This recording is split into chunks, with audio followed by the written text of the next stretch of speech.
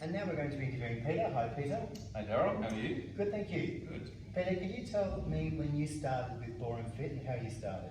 Yeah, I think I was one of the original people that helped out get Ballroom Fit going. We had a formation team, I think, that helped Ballroom Fit get started with 20 odd people. And I think that helped Ballroom Fit initiate all the resources needed to actually get it going. So I was there from the beginning, which must be 5 years ago. Absolutely, yes it was. And that was important because, as you said, we needed partners, and the formation team was a fabulous source for that initial partnership for everybody. Yep. Great. And can you tell us about your own dancing? So you, of course, have been dancing for quite a while. Tell us about that. I've had one same partner for nearly 50 years now. I think that's on my due. I had a 30-year gap, but nevertheless, the dedication of having one partner, I think in dancing is pretty special from the point of view of you work together, you develop together, you're not swapping and changing or worrying about who's better or worse. You work together to figure it out, like we do with the wheelchairs and the all abilities. We figure out what each other's ability is, and we work with our coaches and we practice what we're taught, and we try to get better within each other. So yeah, so nearly 50 years I've been dancing. Great, and tell us about you, as well as being a competitor, you're of course involved in DanceSport, so tell us about your role with DanceSport. Yeah, I've been involved when I got back dancing about 14 years ago, involved in the administration of DanceSport.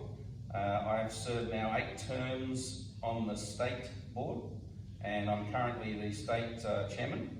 And I've also been elected twice on the national board for 2 terms of 2 years, which is 4 years. And I have an active role in the national board for grants on the grants commission, so that we can find out and help other people get funding for the work that they're doing. And also the social commission, which is I'm finding difficult to get going, but I'm sure. I believe in that all dancers, including social dancers, have a place in dancing, and it's something that I am passionate about. Great.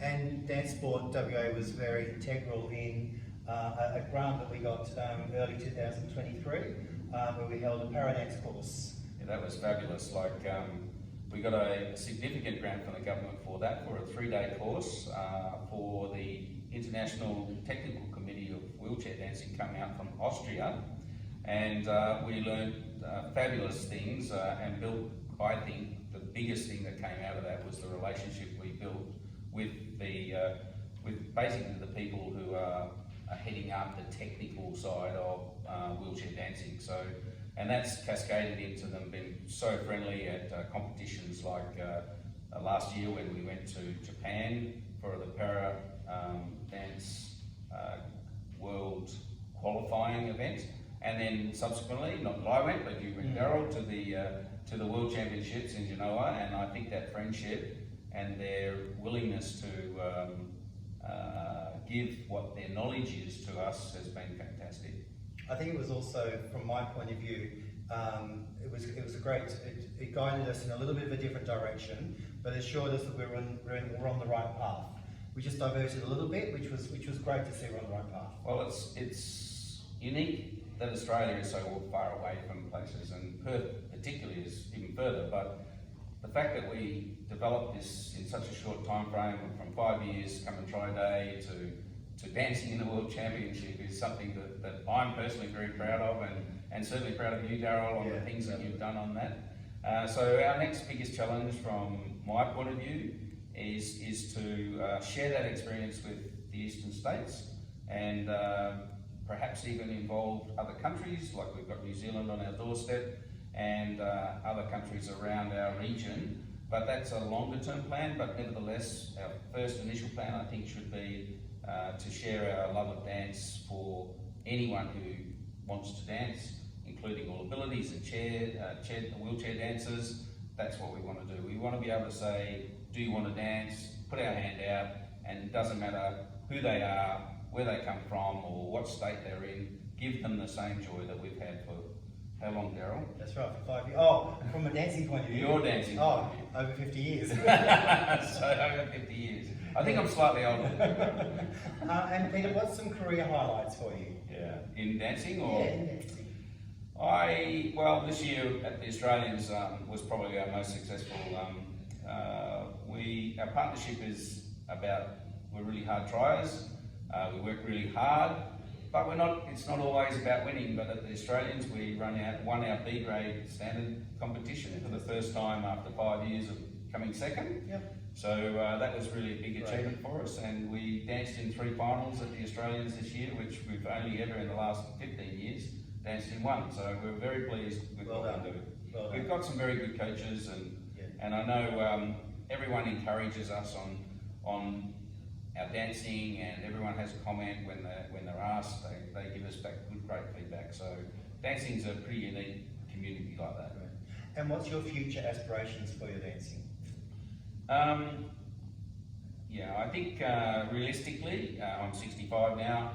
You know, I still want to dance. I still dance 3 styles, so that's becoming tougher every day almost. But it doesn't matter for me. I do it for the joy, so I'll keep going as long as I can. And perhaps you can see me like some of the people we've seen at Blackpool who are 90 and still dancing. So maybe you'll see me on the dance floor. I'm a pure amateur. I've got no aspirations of being a professional. I like to be in a competitive environment where I can actually be motivated to show my skills off. So I think the aspiration for me is to be able to keep dancing. It's great for my body, it's great for my fitness, it's good to have that out of community. You step into a dance hall and it's a happy place. So it's a really good, psychologically, it's a fantastic place to be when you're dancing. Great. So that, for me, it's about lifestyle.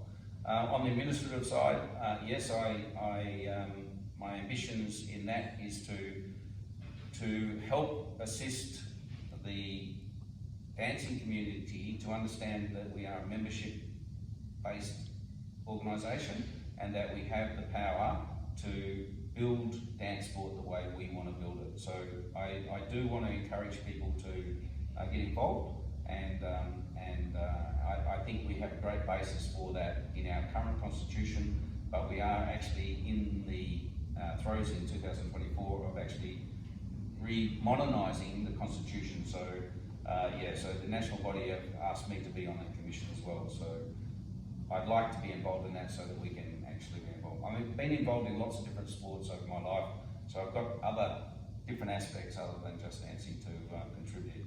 Great. Now that's a wonderful journey with your dancing. Thank you very much, Peter. Next time we have to sing a song though.